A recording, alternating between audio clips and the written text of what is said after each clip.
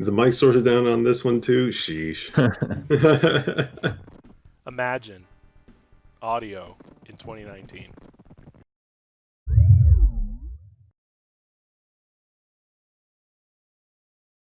This is World Peace. He's like a legendary hacker. This is like so most of his stuff is like, very insane Kaizo hard, like save state abuse sort of stuff. He's known for his creativity. This is one of his only levels that is like a Kaizo light level.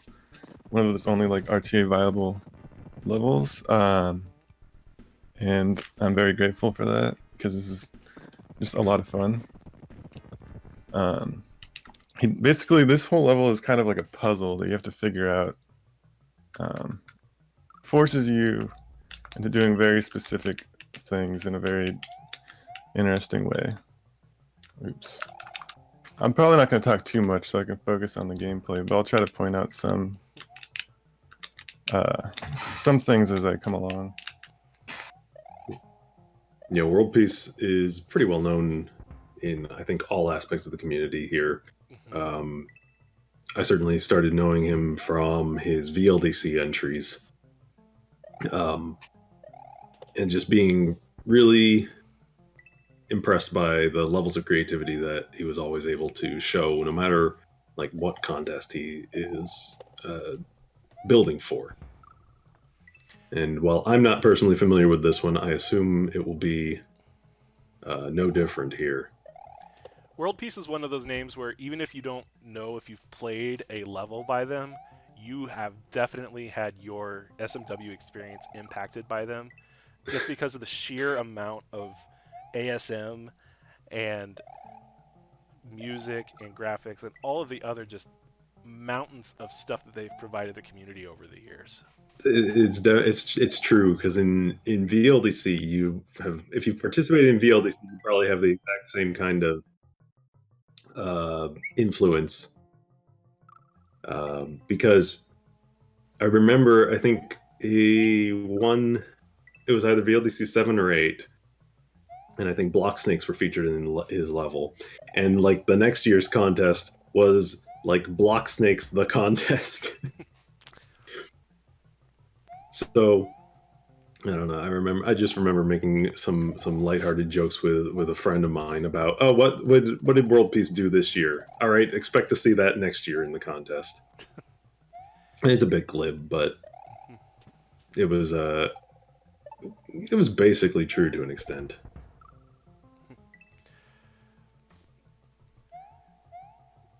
So I think one thing you'll notice about this is that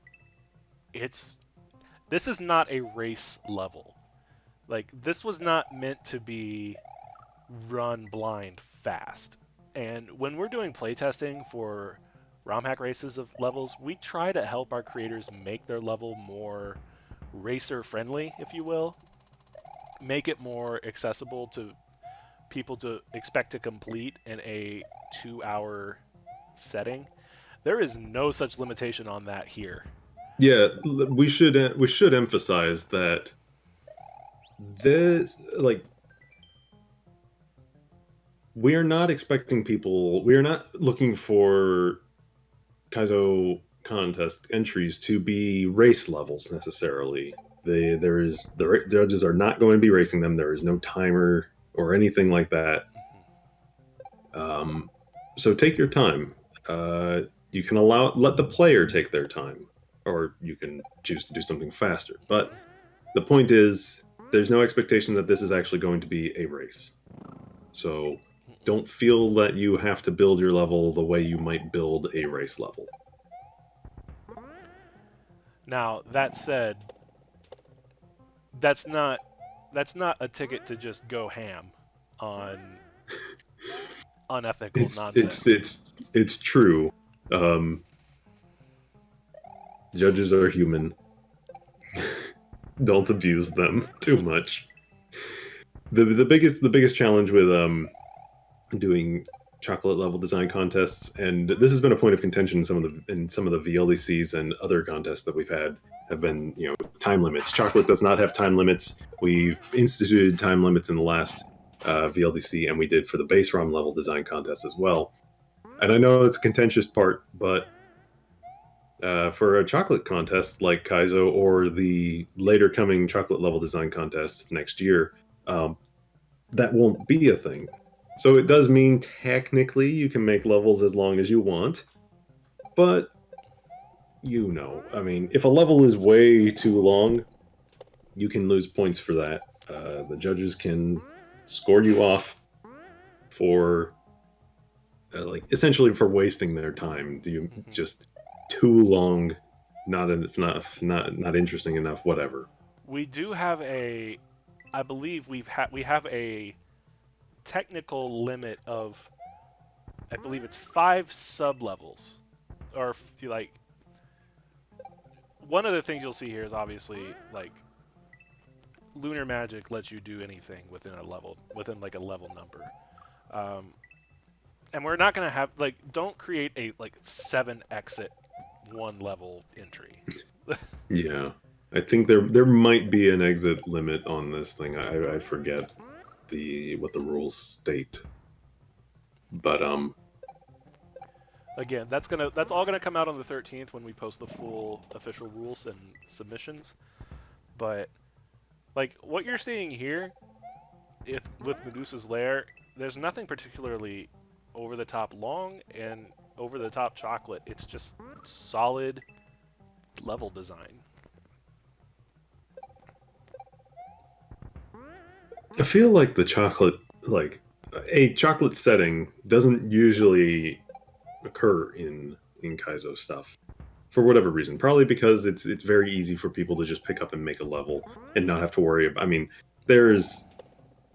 you can sit here and do aesthetics and other stuff all day long, but in the end, the gameplay is what's going to matter the most. And in a Kaizo level, it's usually, to me, seems to be, you know, that's the primary thing. I think so. I think that's just now starting to change. Yes, I would agree. And I think part of that is because it's really easy to make a chocolate gimmick. It's really hard to make that chocolate gimmick Kaizo appropriate. And it's really, really hard to make that chocolate gimmick Kaizo appropriate and a heck of a lot of fun. I think the difficulty comes from the players, basically the players, the judges, whoever is going to play your game. In Kaizo, a lot of what you can do comes from an intimate knowledge of what the engine allows, the mechanics of the original game, things like that. To add additional gimmicks that are outside the bounds of like normal Mario behavior does make it a lot more challenging for your players, and that's not necessarily a challenge in a good way. It means that they're basically learning. If you go too far, it could mean that you're learning new movement mechanics and everything like that as you're playing the level for the first time, which some are going to be able to do, others may not do as well. So it's a challenge. Zuck has a question, and if you have a question, please throw it in chat. We'll do our best to answer it. We'll be on here. For decision about SA1 use. So you would have to patch it yourself, I believe. But I'm not sure. I can't remember if there's a conflict with it or not. I think what that's going to end up coming down to is what the judges are playing on. Because now since SD to SNES is SA1 compatible, I think it just comes down to the NT. But if you let us know that your level is SA1, we can talk to our judges to make sure that they know how they want to best play SA1 levels. Because we want you, if you want to use SA1, we want to be able to accommodate that. Also, White Moth with the second checkpoint.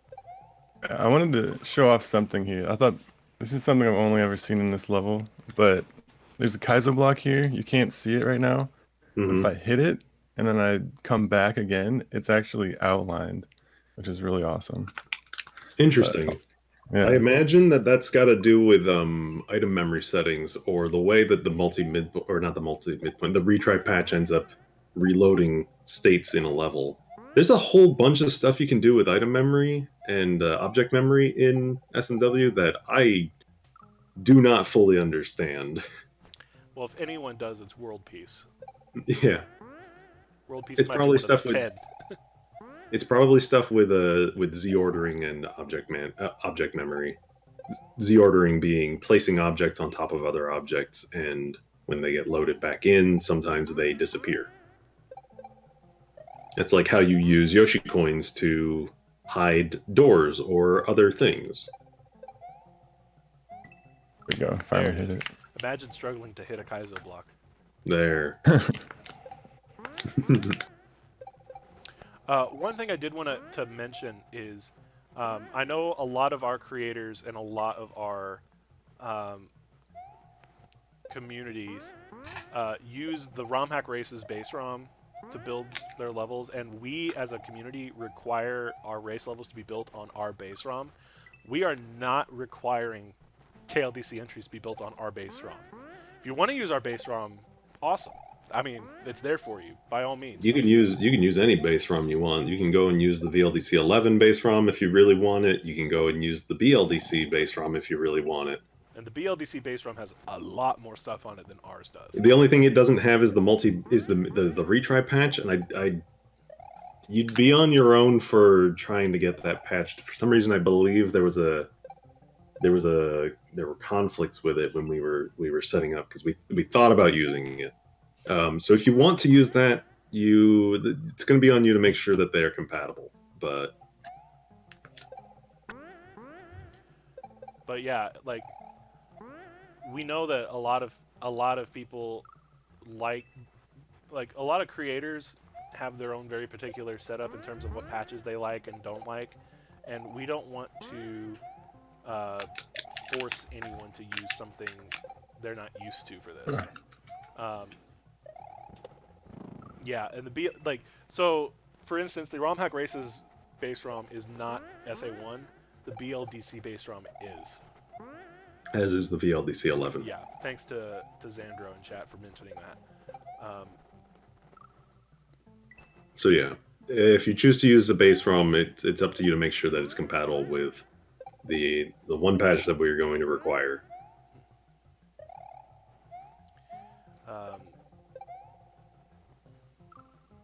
I was surprised we were being coy about that patch. I figured it was going to be just. We gotta hold something out for the 13th. Yeah, we hold out the scoring breakdowns. That's the important one. Effective. I mean, if you try hard, you might guess. We're not gonna make everyone use the. We're not gonna make everyone patch Boon in as their required patch. It's a pretty common sense patch. It makes Sorry, sense. sweet You probably can figure out which one. Man, these blargs.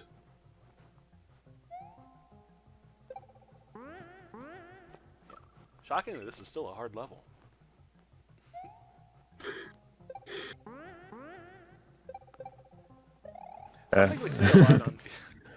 Something we say a lot on this community that we've seen, and we mean it. Oh, there goes. Okay, that timer platform just didn't show up. Oh well, imagine. But unbelievable! I can't believe this won first place. You can't. Yeah, missing sprite like that. Oh, that note block. Oh, that's evil. Yeah, this next section is like really awesome. Also, there's a muncher behind that. Imagine hitting the muncher behind the. Yeah, there's a muncher behind the info block. I bet if you stood on it, yeah. That's funny. It's like straight up Mega Man right here. Complete with the Mega Man sound. Oh, it's those blocks.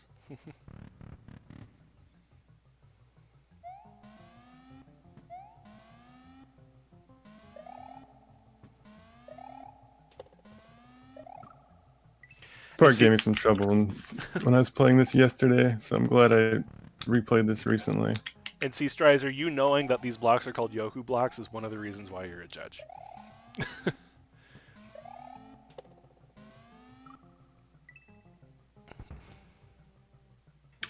That I'm looking at that, and that is a fantastic way of using the stationary spells. That is extremely creative.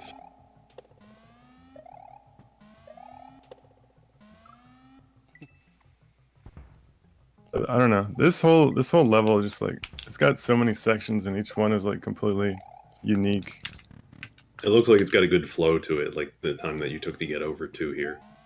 Yeah, definitely. Yeah, that's one of the other things I really like about this is that it's got an amazing flow, and it doesn't really have many indicators. It's just like the sprites that are there kind of like force you into doing specific things. You just figure it out based on what's there.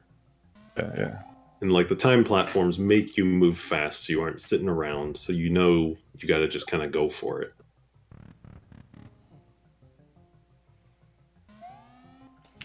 But this is a really cool thing with the spells, because you've got a falling layer 2 with yellow blocks on falling layer 2.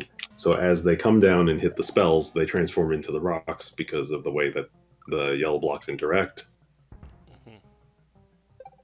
So that's just really cool. That's extremely creative. And that's one of those things that just comes from knowing the game. Like, yeah, it's like I said, in-depth mechanical knowledge of the game and its systems. Ooh. Oh, I saw that midpoint coming down too. Dang.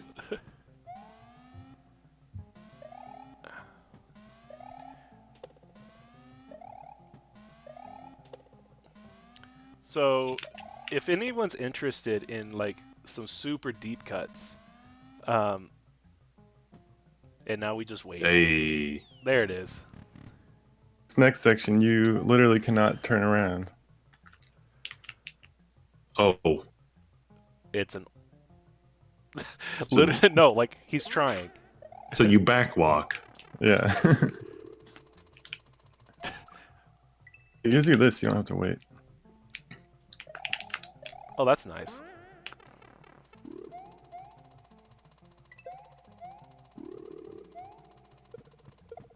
I was gonna say, using the shells, kicking them backwards to save yourself. So something that's really cool is because all of the old contests on SMW Central are archived, you can actually go back and check out all of the entries from all of the past KLDCs. They're all still there, at least as long as the creators haven't deleted them from their file bin. Yeah, for the most part, we've got all of our stuff hosted on the site as long as people have them there. Sometimes you'll find archives of them, of all the patches. Recently, we've tried to do that more. And we're probably going to be we'll probably do that on our end, is create an archive of all the entries. I don't know what we'll do with them, but we have them. We'll have them. But one of the things that's done is, if you go back, there actually was a level, a KLDC in 2012 that got started and never actually finished. I heard about that one. I wasn't on the site at the time, but I heard that there was a unfinished KLDC. There was. And the interesting thing about that is that there were actually some entrants to it, including a couple that I thought were very interesting. A entry from noted standard or non-Kaizo SMW Central community member Kaizo Devon, who you may know around RHR parts as one of the creators of Crack the Hack. One of our more popular Mystery Monday races. Also, he just won the Halloween contest. Yes, as he well. did. with a very spoopy level. There also is, for those of you that are interested in just absolute deep cuts, Morsel entered the 2012 KLDC. He actually had 2 entries. He entered both categories, both difficult and creative. But in his entry, Morsel specified that both of his entries were completable RTA, so you could beat them without tools. So if you ever wanted to play the Lost Morsel levels from 2012, you can, if you're willing to dig for them, you can find them. I know we've got some people that are absolute morsel heads out there, so if you want to play the deep cuts, they're there. White Moth getting through that section pretty quick. I was confused for a while what you were trying to do with the invisible block and the magic spell. I think that's I realized. cheese. I'm not sure what intended is, but I was thinking maybe you're supposed to save one of the shells and use that, but hey, whatever works. We'll get you through.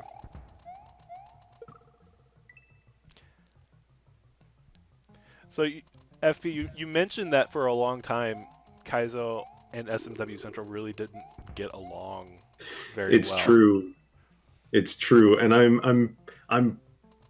I was around for it. I'm positive that it was all because we had this whole, oh, this hack wouldn't be accepted on Super Mario World Central thing in regards to like stacked munchers. We had a crusade against stacked munchers, I tell you.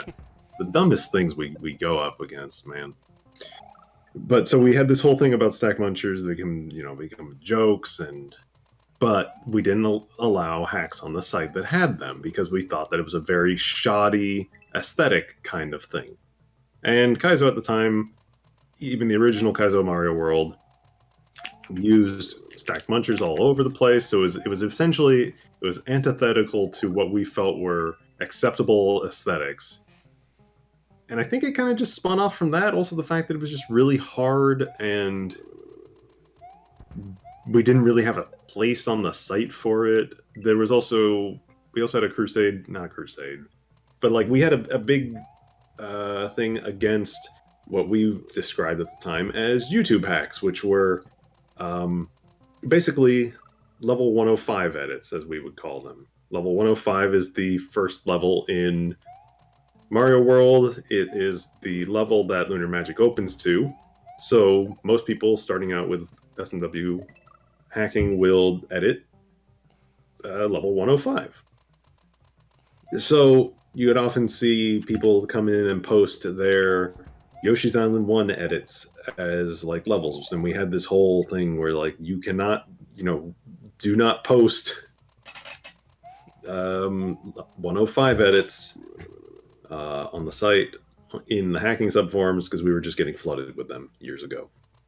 So I assume it was a combination of that because most people hacked Kaizo on 105 edit, stacked munchers, and just a general what do we even do with this kind of stuff that we, for a long time, did not allow Kaizo.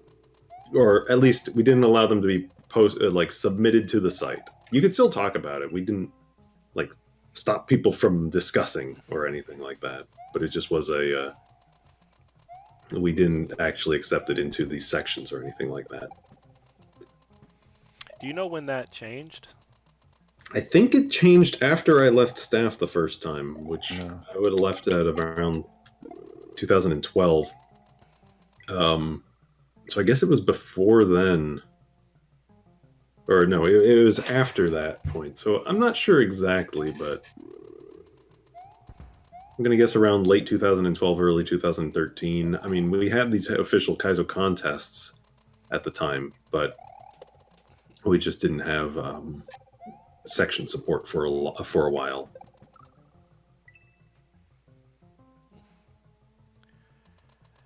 It's been interesting because, my first exposure to SMW ROM hacking at all was YouTube. And playthrough videos and Proton John videos and all that stuff. I didn't even know SMW Central was a thing until way, way later. I ended up finding out about it.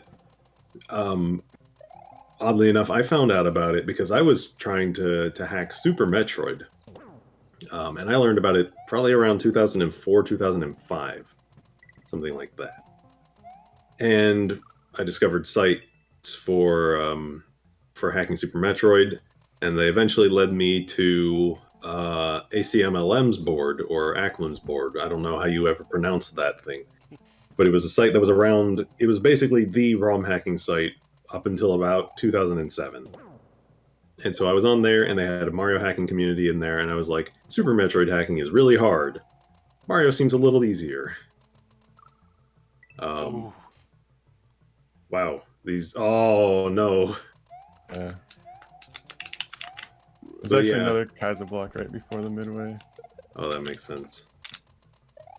But yeah, so that's how I got my start, was just kind of... I found it while trying to hack other games.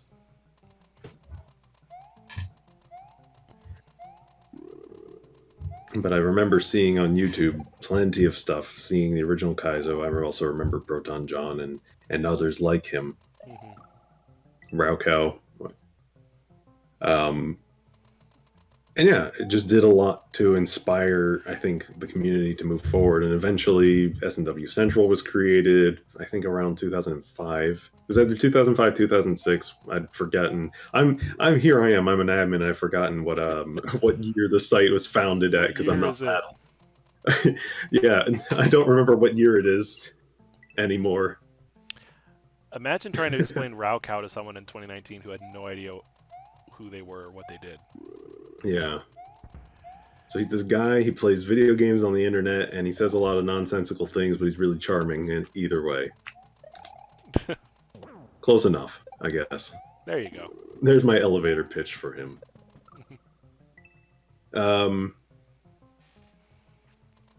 So 2006. We've got confirmation from Strikeforce. Okay, there's something was going on with it in 2005 that might have just been the beginnings of it, basically back on Acklam's board, ACMLM board. And that's where Kieran got the idea with Small Hacker and Pack to do a site based on, or exclusively for S&W Central, or no, for S&W hacking, because it was getting too big to be contained solely on one general purpose ROM hacking forum.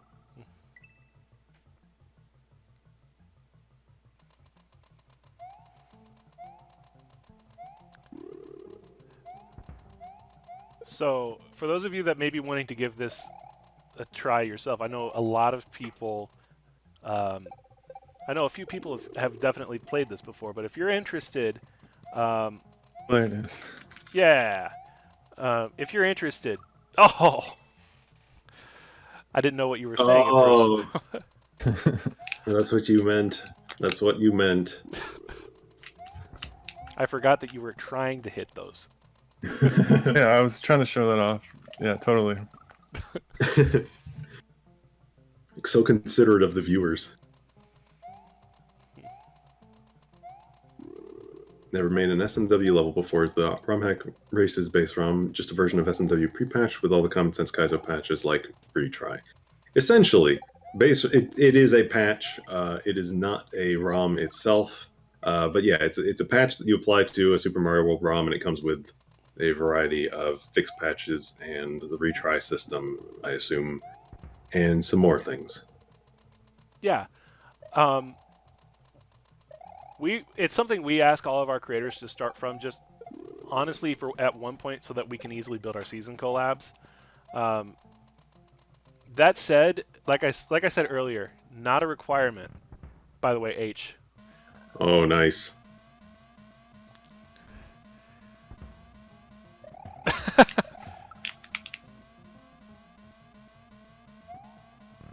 Nice. Little rope glitch right there. This is kind of a tricky ending. There's all these orbs, but if I get the orb, I'll start moving to the right, and if I grab one of these ropes, then I lose the rope glitch and I die. So Interesting. Oh, so this is a forced rope glitch.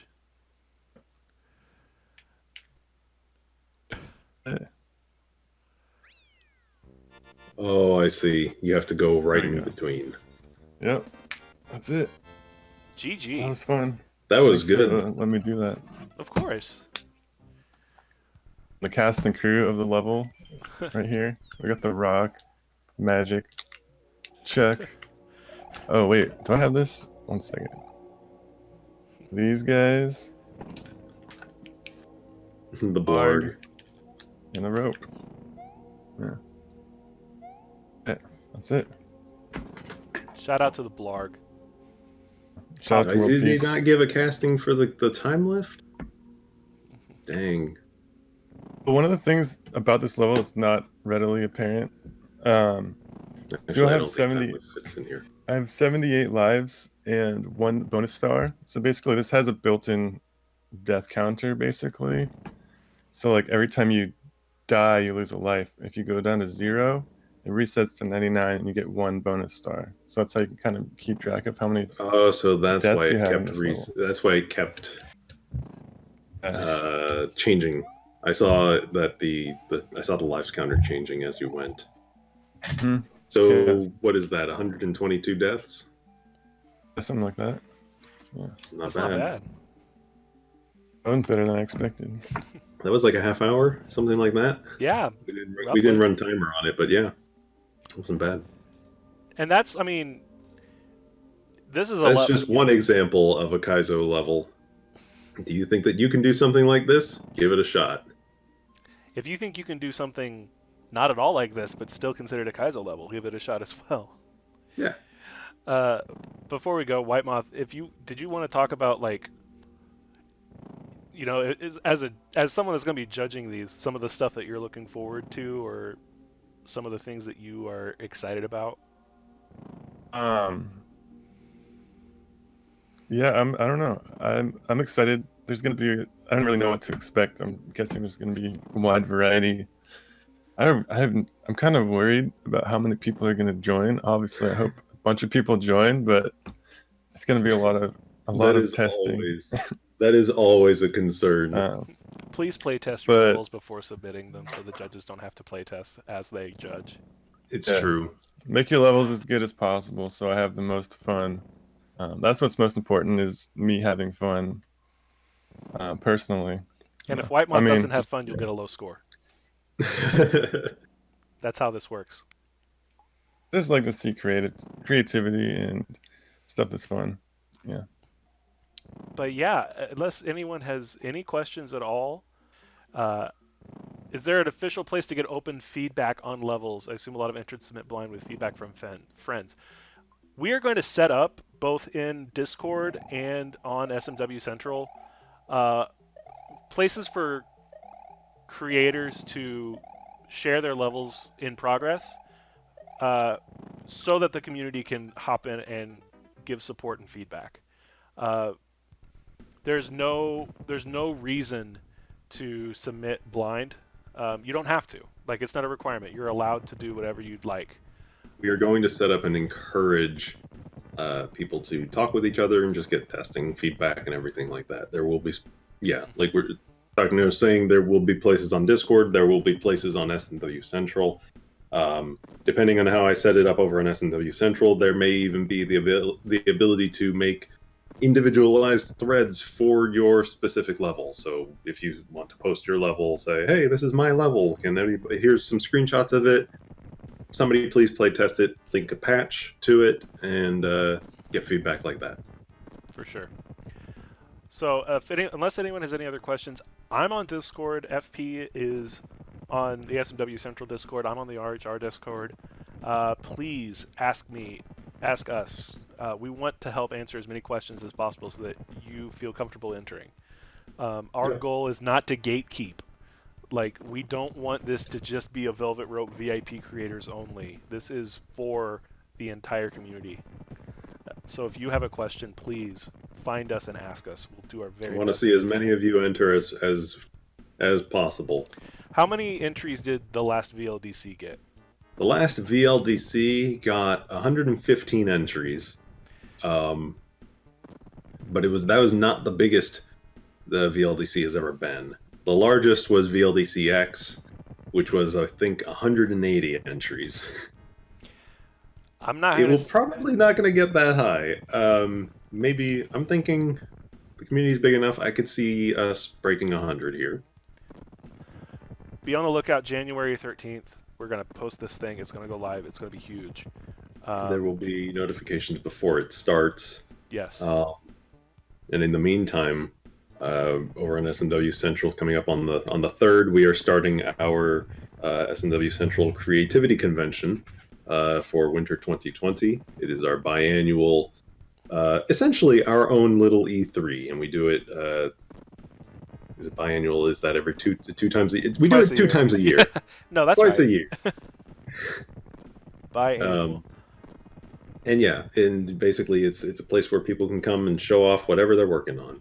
And if you have Kaizo hacks to show off or something like that, you can do that too. Or you can just stop by and see what the community is making over on SMW Central. There's always some really cool stuff there. Or you can be like Mr. Musical Man and just drop like hundreds of samples. Yes. Randomly.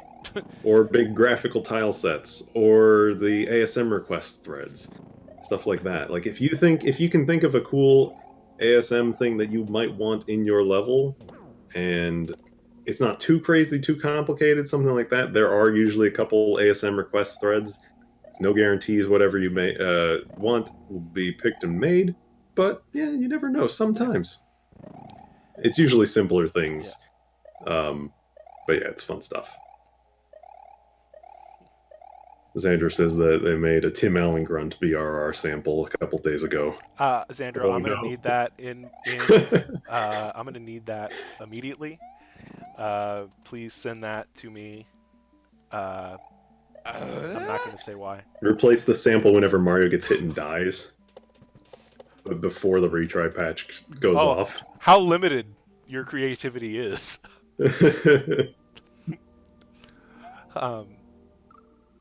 Yeah, my aesthetic score will be through the roof, I'm sure. But yeah, so look forward to the contest coming up in the next 2 weeks. Yeah, 2 weeks. Yeah. FP, thank you so much for hopping in. Thank you for having me on. Yeah, this is really awesome, and we really truly do want this to feel like a joint event. Thank you, White Moth, for playing the level. That was a great showcase. No problem. I'm excited to see what people put out there. FP, thank you so much again. White Moth, thank you so much again. We will see you all January 13th for the start of KLDC 2020. See you all later. And we're clear. Nice.